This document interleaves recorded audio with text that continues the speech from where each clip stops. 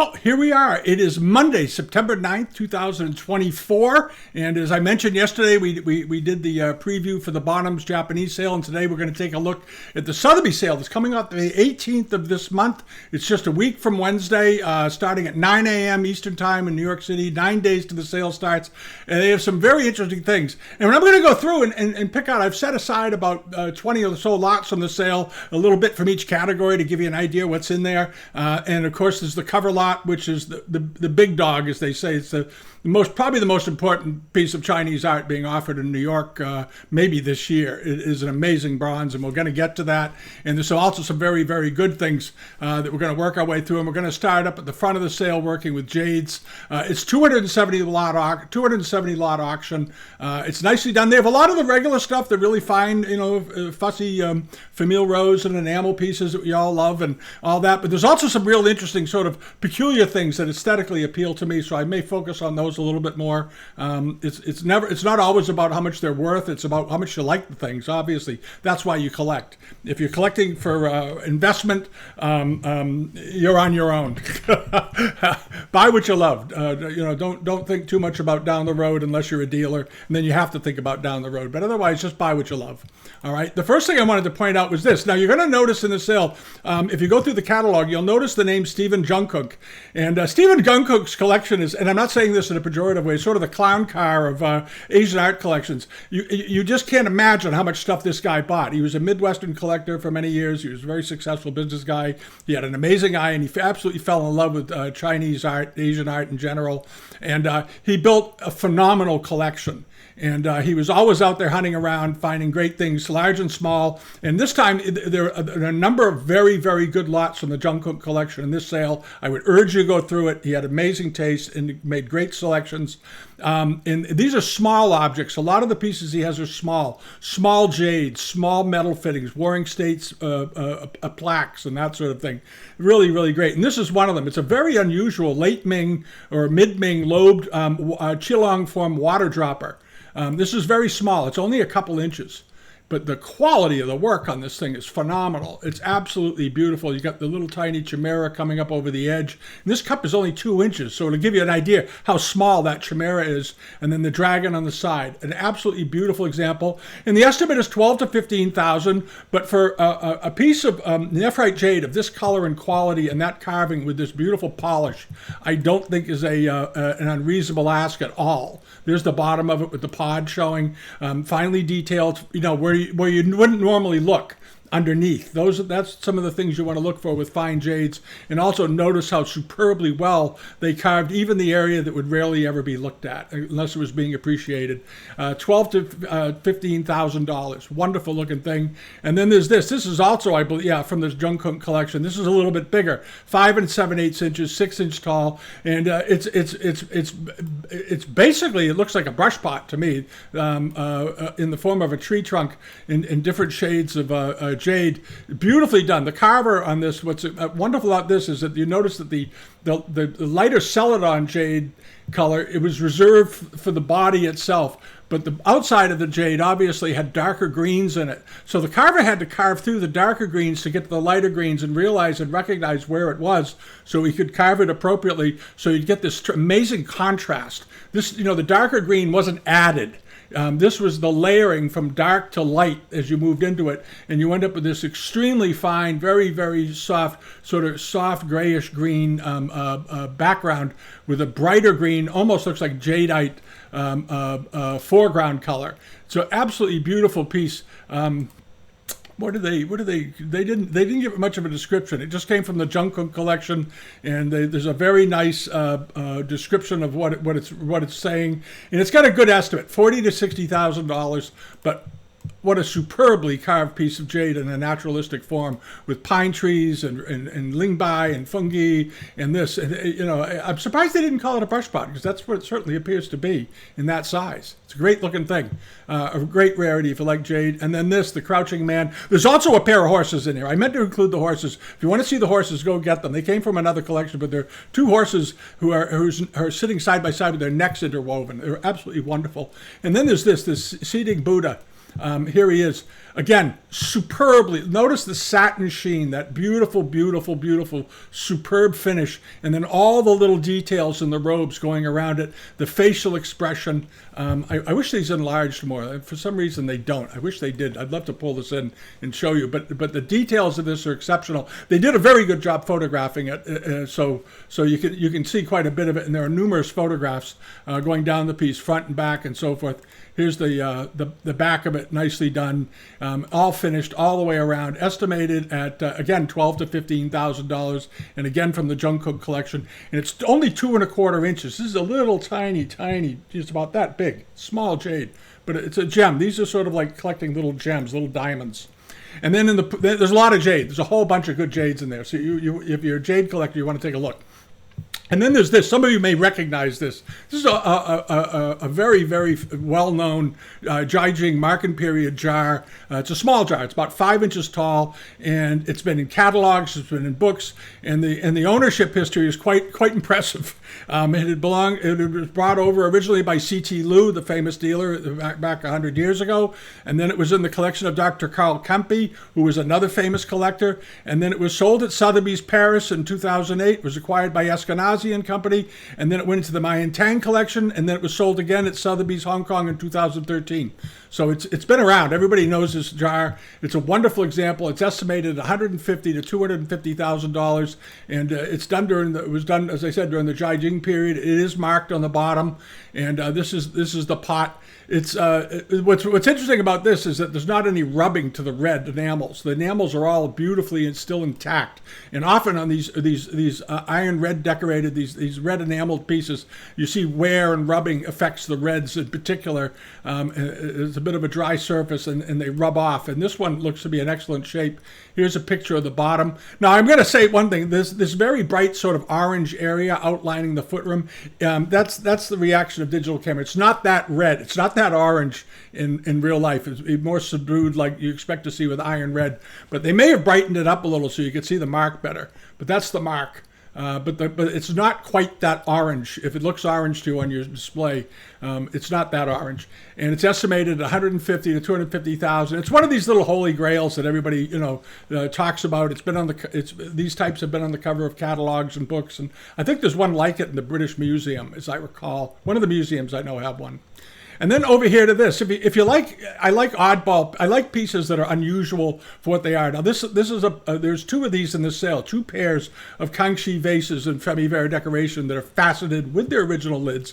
You want to get a condition report because the estimate seems artificially low on both of them, and it may just be it's an estate item and they have to sell it. But what I was going to say is that this form of vase you typically see, and they normally are somewhere in the 10 to 14-inch area in height, or 15 inches maybe at the very most.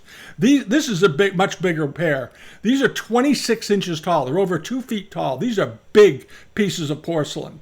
And it's hard to get an idea how big they are unless you put your hand out and think about a 2-foot tall vase, 26 inches, 2 feet 2 inches. The big vases, they're absolutely wonderfully decorated. They look absolutely fine. You want to get the condition reports as always. Nice translucent, good overglazed blue enamels. No underglazed blue on this at all that I see. It's all overglazed decoration. And this very lovely sort of soft gray-green that they used here and there to form the rocks around the side. And then you have creatures snarling up at the ascending birds and all this other business. One of them tips slightly. That's fine. Doesn't bother me. Often these big pieces can tip a little bit from side to side. Very handsome. But the estimate seems to be peanuts. I'm a little bit shocked. $10,000 to $15,000 for the pair. So if they're not restored, that's an absolute great buy. So leave a bid on it. And then coming up right behind it is another pair. And they're about the same size. These are a little smaller. These are 22 inches in height. A different pattern, also Kangxi period. And they seem as though they may have come from, this is the collection of Helen Getz. And were these from Helen Getz too? They don't say. Yeah, they were from Helen Getz. Okay. So they both came from the same source, which doesn't surprise me particularly. But they're very, very nice. And these are estimated just $6,000 to $8,000. Even lower. So I have to assume they've been restored or something. I hope one of you get a hold of Sotheby's and ask them if these have been restored or what's going on with them. I mean, if it's a lid restoration, who cares? But if the bodies have been extensively altered, then that does affect things. But if they're not restored to pieces, these represent a heck of a nice buy, and they'd be very handsome in any room. Good Lord, they're big. And then over to this, the Yongzheng Marken period D-type Hu form vase. This is a fairly well-known one, and again, you'll notice increasingly, and it's been going on for a while, the auction houses are making sure they get all the provenance in the world they can for the pieces they're selling. Now, this jar sold last time in 2011, and it was in the Widow collection acquired back in the 1920s. Then it was sold by Blewitts. Then it was in the Lord Cunliffe collection, another one of the famous collections from England. Then it went back to Blewett, and then Hugo Moss had it, and then Sotheby sold it in 79. Sotheby sold it again in 85, and then it was in the great Martin Grace Gordon collection, and then it came back to Christie's in 2011, 12, 13 years ago. Now it's being sold again. This is a hell of a vase, 12 inches tall, but it is so refined, so superbly potted and glazed, with a great crackle on it, and these wonderful, wonderful ear handles on the side, reminiscent of arrow vases, and just that creamy glaze. Says everybody, I love monochromes. I love this thing, and it's absolutely magnificent. And it is Marken period. There's a picture of the bottom of it. Looks fine. That slightly brownish foot on there, all that, very, very typical of these. And it's a rare bird. It's estimated at $1 to $1.5 million, which doesn't surprise anybody who follows these things. And we'll see what it brings this time around. But it's a hell of a handsome piece of porcelain, and Yongzheng period. So that makes a big difference. And then over to this really fine eel skin glazed tea dust type Qianlong vase with these nice loop handles and these flanges going down the front. And this is a good one. What is this, 13 inches or something? 13 inches tall, Marken period on the bottom. There you have it. All right, and you've got that little area of brown where the glaze creeps back a little bit just above the foot rim, and this very nice, slightly orange peely texture that you see on these tea dust pieces, especially on the bottoms. It doesn't have that sort of rapid repeat wave pattern that you see on the fakes. They have this sort of irregular bit of patterning from the glaze sagging a little bit in the kiln through here, so it has this very nice, pleasant texture. And the mark in the middle. And often the marks on these are very hard to read when they use the brown dressing against the tea dust glaze. It was a common problem with those even back when they were being made for the court porcelains. But the design of this is so advanced for its time. If you had a vase like this made of steel and they said it was from Art Deco, you'd say, oh, it looks Art Deco. It's so cool looking. The flanges on the bottom, these big handles, straps up the sides, and then these little flange lifts-offs on the side, and then you have more flanges up here. You're sort of reminiscent of the vertical flanges you see on Sung Celadons. Maybe they borrowed it from there. I don't know about that, but they might have. It's estimated at $250,000 to $350,000. It is a very, very rare bird. It was last sold at Hong Kong in 2008, and prior to that, it was in a Japanese collection, which shouldn't come to a surprise to anybody. The Japanese have some of the best Chinese porcelain in the world, of course, is in Japan, interestingly. And then over to this struck me as just a very pretty and rather unusual plate. The dragon done in this style on a porcelain bowl, I always think of being more typical of Qianlong work a few years later. This is a Kangxi period example. And on the bottom, it just has the peaches and so forth. The interior of the bowl has the dragon in it. There it is. And the character. And then you have the dragon here, and here on 4 places all the way around the bowl. This is about an 8-inch bowl, 8 1/4 inches in diameter, and it came from Yatsuhashi and Company in Boston. Now, if you don't know who Yatsuhashi was, it's important that you do. Yatsuhashi was the head of a clan of Japanese people that came to America prior to World War II, and he worked for the Yamanaka Company. And when Yamanaka was seized under the Foreign Alien Act because of World War II and the Japanese bombing Pearl Harbor, the poor Yamanaka company was caught in the middle. They were not they were not involved in politics or military. They were just a Japanese-owned business it was one of the largest Asian art dealers in America, if it wasn't the largest. They had stores in many, many cities. We've talked about them before. But Yamanaka was forced to shut down. And they did that famous liquidation catalog where all that great stuff was sent out on approval to people. It was an amazing, amazing store. They had a store in Boston, New York, and so forth, Chicago. That's where Mr. Jungkook started his collecting, I believe, was with the Yamanaka Company in Chicago. At any rate, Yatsuhashi left when he lost his job at Yamanaka. He wasn't deported. His family stayed in Boston. He educated his children. They kept meticulous records of their life experience. It's all now in the archives at the Freer Gallery in Washington, I believe, the National Archive, because it's a fascinating story. But he opened a gallery in Boston, and for many, many years, he was one of the premier Asian art dealers in the country operating out of Boston. He had a great reputation. He was one of these legendary guys. He had good relationships with the Museum of Fine Arts Boston, and he sold things to some of the great early collectors in the 50s and 60s and so forth, and then eventually they shut down. And this one is dated to Yatsuhashi from 1963. So it's got great provenance, impeccable. And this is an absolutely beautiful wall, and I think the estimate is very, very modest. Very, very modest. And it may go reasonably because a lot of people won't know who Yatsuhashi was, but he was one of the other great Asian dealers of the mid 20th century and early mid 20th century in America. All right, and the estimate on it is just $5,000 to $7,000. So I'm assuming the reserve is probably around $4,000. But if you're a Kangxi collector and you like this, you want to check it out. And then this struck me as I'm just pulling out the things I really, really like. And this struck me. This is another Kangxi vase here with the fish on it. This is a very striking piece of porcelain with the carp and koi fish going up and down and swimming amongst all the the flora and fauna underneath the water. Little fish at the top, big fish at the bottom, rain border at the bottom of the vase, which is sort of curious. You'd expect, well, I suppose they think it looked like waves, but it was really a rain. They refer to those as rain borders. And this is a very nice vase, and it's pretty good size too. It's 14 and a quarter inches in height. And this also came from the Jungkook collection. Keep that in mind. And it is Marken period. There it is. Kangxi Marken period with these fish on it. This is a very, very striking and unusually big piece because, again, this is one of those pear-shaped vases that you generally think of at a glance. If you saw this in a photo somewhere, you might say, well, it's 6 to 8 inches tall. No, it's over twice that size. This is a nice, big, hefty piece of porcelain, estimated at $20,000 to $30,000.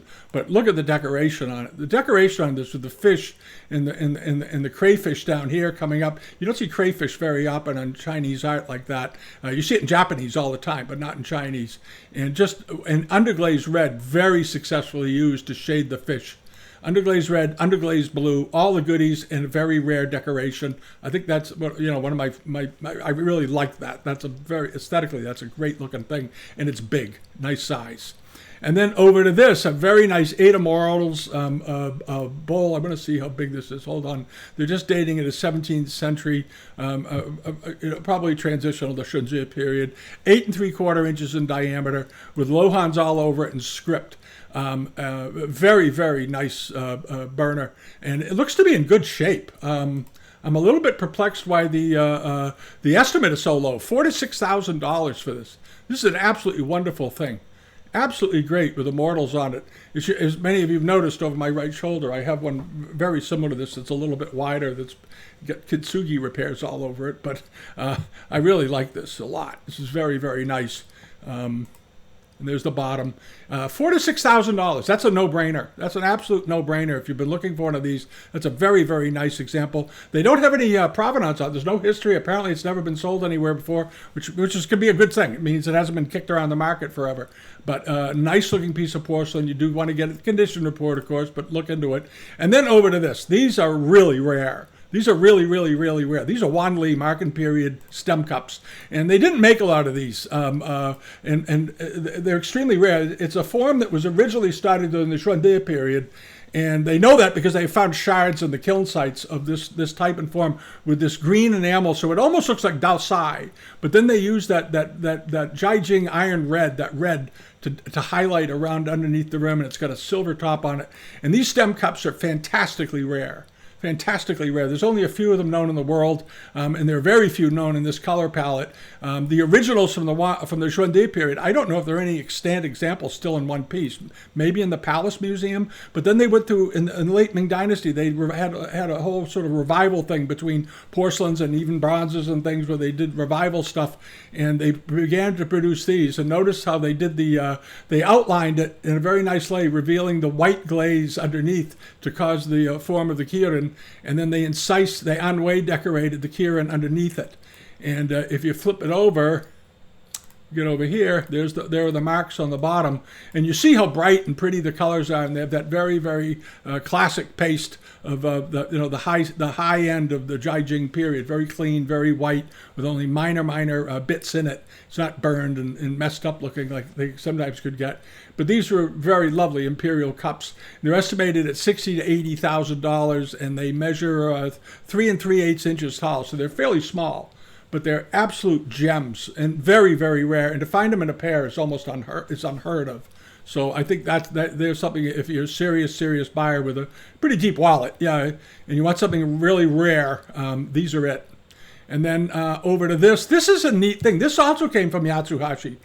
It is a late 18th, early 19th century dish. And it looks very, almost European in a way, the style of it, but it wasn't. And it's got this beautiful pink flowers in the middle, and then just very delicately, very subtly placed flowers running around the outside. Not over decorated at all. The artist really understood minimalist design here and did this. And it looks to be in great shape. It's about 7 inches in diameter. There's the back of it. And the back of it actually has more decoration than the front, which is sort of amusing. And endless knots and flowers and so forth, and then some characters. And notice the very neatly trimmed foot around the bottom. No mark, of course, but an absolutely fascinating and unusual plate. And if you like unusual plates, ones you don't see very often, we had the Dragon Bowl from Yatsuhashi is something you don't see very often. This is a piece you don't see very often. The Wanli cups you don't see very often. And I think this is wonderful. It's estimated at $5,000 to $7,000. And see if you can go find another one like it. That's authentic. You're going to look a long time. And this one was last sold in Boston at Yatsuhashi. They're dating it to around 1963. There was great stuff in Boston back then. It was about 15 years before my time. But boy, the stuff I heard about. Ooh. And then over to this. This is a fascinating thing. This is a Fahua Guardian. Now, they haven't dated this, and I don't know why. I'm not sure that they can. Maybe they're having trouble pinning it down, whether it's late Ming or Qing. But it's a 20-inch tall Fahua Guardian figure. And it's in absolutely great condition. And this type is known. But they for some reason get sheepish on dating them. I don't know why. I think if you call them up and talk to them, they'll probably give you what they really think of it. But to me, it looks like a late Ming to Qing thing. The workmanship is extremely fine on it. The colors are great. You don't see the flaking and peeling that you often see on later Ming Fahua pieces, but they were able to do it. There were times when they did them where there wasn't a lot of flaking. But you'd want to look at this. It could be 18th century as well. But it's a splendid thing, and it's big. Statues like this in porcelain and pottery in Fahua that are 20 inches tall are quite unusual. It's estimated at $40,000 to $60,000, but this is a big piece. It's a big, it's a statue. Something worth thinking about. And then hopping along over to this, another piece this came from Spielman, last sold in 1983, 16-inch tall. Bronze of a Lohan from the Qianlong period. And very unusual, strikingly unusual, beautifully cast, but big, 21 inches. This is a big piece of bronze. It's got a lovely undisturbed patina, and the metalwork here, you'd have to call and check, but it looks like it was cold painted the way they did Austrian bronzes in Europe around the same time. They would cold paint bronzes rather than fire them, and this looks like cold painting to me. So you want to check with them on that, but he's still got the scroll in his hand, which is a darn miracle because those things always get knocked off at some point. And notice the way the robes flow over the feet and the bony feet sticking out. This is a wonderful thing. And it's got a big estimate, $60,000 to $80,000. But I think if you look around a little, you'll say, when was the last time you saw one of these? You don't see them very often. And there's the inscription on the back. It's fully inscribed. I should mention that. And there it is here. Great facial expression. He looks like a charming guy. I like his face. And he's getting a little emaciated. The ribs are starting to show. But boy, what a statue. Qianlong Lohan, something worth chasing. And then here it is. This is the big dog. A lot of people are wondering what this thing is going to bring. This is a Western Zhou dynasty, 10th to 9th century BC, and it's known as the Zhou Zha Hu. And this particular bronze and other bronzes were in the personal collection of the inner city at the imperial palace in the possession of the Emperor Qianlong. And during his time in office, he commissioned scholars to come in, and they inventoried the entire imperial bronze collection, which were like 1,500 amazing bronzes. And this was one of his favorites. It's got this incredible patina on it. It's over 20 inches tall, and it's imperial property. And chances to own a thing like this do not come up very often. And if you look down at the history of ownership of this, it's pretty short. Collection of the Emperor Qianlong was in the Qing court collection, and then it went into the as the Qing Empire was collecting, it went into the Zhao Qingyun collection. It was a prominent Chinese collector and so forth. But anyway, that's where it's been up until 1933, and the history beyond that they don't know. So, or they're not saying. They know who had it, obviously, because they got the consignment 100 years, almost 100 years after the last ownership. The record was on there. So somebody's had this tucked away for 100 years as a family treasure somewhere, I suspect. It's estimated at $3 to $5 million. And this is going to be a real challenge, not a challenge, but it's going to be a real test of the market, because this is the kind of objects that pulls even people who are reluctant to bid due to economic reasons and so forth out of the woods. They've it's because it's a once in a 50 year. The last time it was openly on the market apparently was in 1933. So it's not going to be, there's always that chance it won't be back for a long time. It's got these wonderful bosses sticking off the front of it. And notice that the decoration is still very nice and crisp. The decoration on it is still very, very, very crisp. And the patina is outstanding. This is a heck of a thing. And they did a massive write-up on it down below here. And you can go through and read the whole long history of this thing. This is all the literature that exists on this piece. That's just the literature. And then you get down to the catalog notes, and it's a college thesis. Here we go. We just go down the page, and they can tell you much, much more. And they talked about the history of it. They talk about how it was inscribed. They talk about how it was inventoried, and the whole thing. It's a real big chunk of imperial history. And again, not the kind of thing you see very often. It's 23 inches in height, which is a very, very big piece. And, it may be that an institution was going to pony up the money to buy it, to add it to their collection. That could happen. This is the kind of thing that's going to attract a lot of attention, hopefully. And we'll see how it does. And if it goes for 10 to 15 million, do not be surprised. And if it doesn't sell, don't be terribly surprised at all either, because of the economy in the world's crazy right now, along with everything else. So there we are. But it's a spectacular thing. None of that takes away from what this is. This is a great coup for them to get this. This is a really amazing thing. And I think the estimate is their way of saying we're here to sell it, because I don't think the estimate is all high. Doesn't strike me as being a big estimate for this. It just doesn't. So we'll see how strong the market is. And then over to this. This is another great thing. A Tang Dynasty gilt bronze silver lined cup with incise decoration on it. This is also, again, from the Yongzheng collection. And as I recall, this came up for sale a number of years ago, and maybe it didn't sell or something. I don't remember what happened. But this is a beautiful piece of Tangware. Never let a buy-in from decades ago affect if it was bought in. I don't know for a fact that it was. But if it was a buy-in from 15 or so years ago or 10 years ago, never let that discourage you from buying something. It just means that on that day there wasn't the right people, the right chemistry, whatever. It doesn't diminish the rarity and the beauty of the object. So keep that in mind. And this is a really, really beautiful cup. And the gilding is in remarkable condition. And it comes from the Yongzheng provenance. I'm very sure it's from Yongzheng, isn't it? Yeah, Stephen Yongzheng.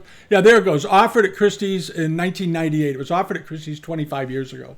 So who cares? The estimate is $70,000 to $90,000. It measures 2.5 inches in height. These cups are always, not always, but generally they tend to be on the small side, about that big. But again, it's one of these gem things, and this is what a lot of the stuff in the sale from Zhongkung's family, the heirs at this point, because he died in the 70s. They seem to be going through drawers of great little tiny, amazing, rare, small things, and small things can be good. And then this is also from Stephen John Cook. Now this is an interesting thing. It's a Dui based on a much earlier form, Han form, with malachite inlay. But this is a Ming revival piece with a silver top.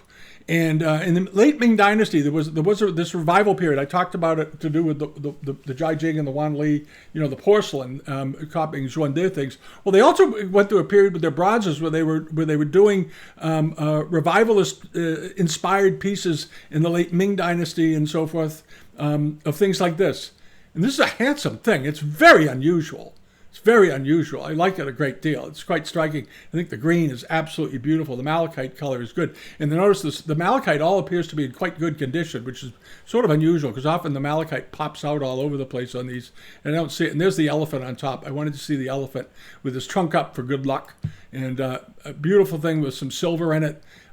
Wonderful object. And the estimate is $25,000 to $35,000, but it's pretty good size. It's 9 inches in width. It's not a huge one like you see with the originals that are 10 or 15, 10 or 12 or 14 inches wide. This is a fairly small one. It's a tabletop size thing.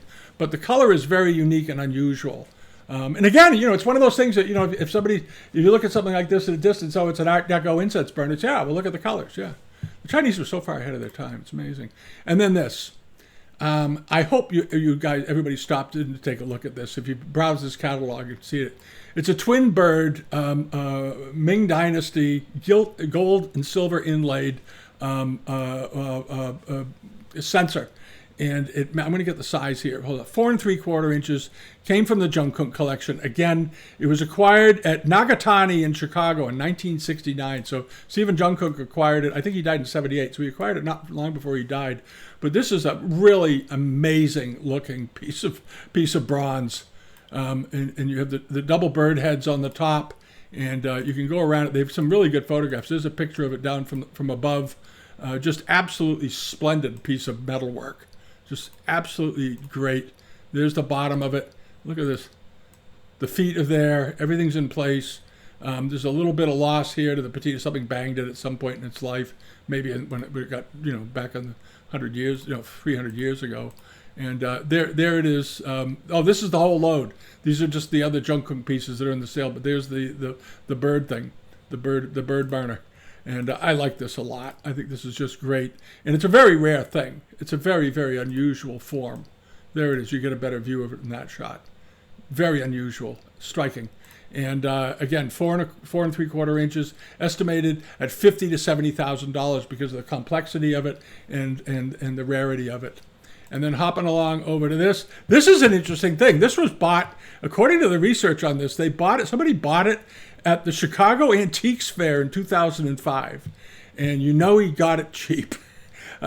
Anyway, this is a very, very lovely, let's see, how big is this thing? Hold on a second. I got to go back. I jumped ahead here. 3 1/4 inches wide. Okay, so it's not a big. It's a seal. I just want to make sure it's 3 inches or 2 inches, and it's early Song or slightly before gilt bronze of the seated Fu lion. And notice how ferocious he looks. And it's an absolutely beautiful casting, though. An absolutely great casting, and it's a very, very finely gilded thing. Originally, it must have absolutely been amazing when it was fully gilded top to bottom. Of course, over time, the gilding pops off of bronze fairly easily. And there's this, and I'm assuming in the inscription, in the catalog note, they broke down what the seal says. You can probably get more information on it. But it's just, they're dating it Tang to Song Dynasty is how they're doing it, which is safe. It's fine. And the estimate, I think, is very reasonable, $12,000 to $15,000. That seems kind of cheap for that. The casting quality is so good on it. Just put it on a nice shelf in your house. I love that thing. And then over to this. These things are absolutely great. They are big. These are incense burners, Cloisonne incense burners, Qianlong period, and they're 21 inches long each. These are big. These are not little, tabletop incense burners. Width, 21 inches in size. They were sold originally by Frank Caro, who took over C.T. Lou's business famously back when in 1949 when C.T. Lou retired. And then they were in the collection of, Amon Carter up until now. I guess he passed away in 2022. But these are absolutely great. Look at these fellows. Look at the facial expression on them with the characters riding them, and they lift off, and I assume the smoke comes out of the mouth of the Fu lines. But these are 22 inches long, so they're almost 2 feet long each. So they're very, very big for cloisonne incense burners on the unusual size. And it's a pair. You might see one of these once in a while. It's 15 inches, but to see a pair of them that are over 20 inches makes them quite rare. And the estimate's right up there. They're estimated at $250,000 to $350,000. But rare birds, and rare Qianlong cloisonne. They apparently are not marked, but they can tell by the workmanship when they were made. And these are stupendously attractive. And then over here to this is one of the last things in here is this very nice Luduan form Ming bronze incense burner. I like the color on it a lot. I thought it was in very, very nice condition. He's got a very powerful stance. I love the way his tail flips up in the air behind him. It's almost like a peacock. Look at this one. I love this. There it is. Good photograph here. Love that thing. And the estimate is fine. The estimate is $5,000 to $7,000, and it measures 9 inches in height. So it's a pretty good size one. Pretty good size. $5,000 to $7,000. Worth giving it a shot. All right. And then the last thing in here is the Wang Zhi brush pot. And this is a very, very nice 17th century example of a scholar. The story of Wang Zhi was he was a woodcutter. And the fable is that he was wandering in the woods and he met a couple of immortals who happened to be there having their dinner and some tea and so forth. And he had dinner and drinks with them. And the story was, I guess, that he fell asleep. And then when he woke up and got home, several hundred years had passed and he'd gone ahead in time, and then he had reached enlightenment. But anyway, it's a charming story. It came out of a very good collection. This is a very, very nicely carved brush pot with a very good undisturbed patina. And I don't think the estimate's crazy at all. $5,000 to $7,000, I think it was, or $4,000 to $6,000. It measures 6 inches in height, and it came from. It was last sold at Sotheby's, and it was it was in the Lutz collection up until 2003. Well, it was sold in 2008 at Sotheby's. Now it's coming back. And it ended up in the Lutz's. It was one of the prizes in their collection. And what's nice is that they have a very good photograph of what the bottom of this thing looks like. Notice how bleachy and white the bottom of this thing look. This is one of the effects that you can sometimes see on old brush pots and so forth. But it's a beautiful, beautiful example. And those are just some of the highlights. There's a lot more to see. And like I said, there's 270 plus lots in here. I think it's a lovely sale. I think it's a very, very, very nice sale with unusual things. Unusual. That's what I like. I love pieces that are not typical. And there's quite a few of them in here, or you have things like that amazing bronze that's just the holiest of holies among the early bronze collectors. And I'm going to be very interested to see how well that does. It's because everything right now is a wild card because of world economies and so forth. But we'll see what happens. It is the market, and markets change, but the objects don't, and they're always fun to look at. If you haven't subscribed, thank you for watching, and subscribe here on YouTube. And if you want to come over and support the channel for what we do, please join us on Patreon. It helps out a great deal. And as many of you that are on the Patreon side have been using it, notice we've been adding more and more things over there in separate videos from the YouTube channel, because the revenue helps pay for the help to get it done, and buying software, and we have a new camera that seems to be much better than the old camera, and we've updated some other stuff, and all of that all that money, whatever we get, basically goes into paying for servers and things. And the more we get, the more we do, because that's what I promised we would do, and we are doing it. All right. Thanks so much, and we'll be back. We're going to cover, there's other sales to cover. We'll be back tomorrow. I'll try to cover another one, and we'll try to get them covered as much as possible before the auctions kick off. If there's something in here you like, get a hold of Sotheby's right now and tell them, get on the list, because they're going to have a lot of interest, and you don't want to miss out because you procrastinated in asking. All right. Have a good week. Thank you again. Bye-bye.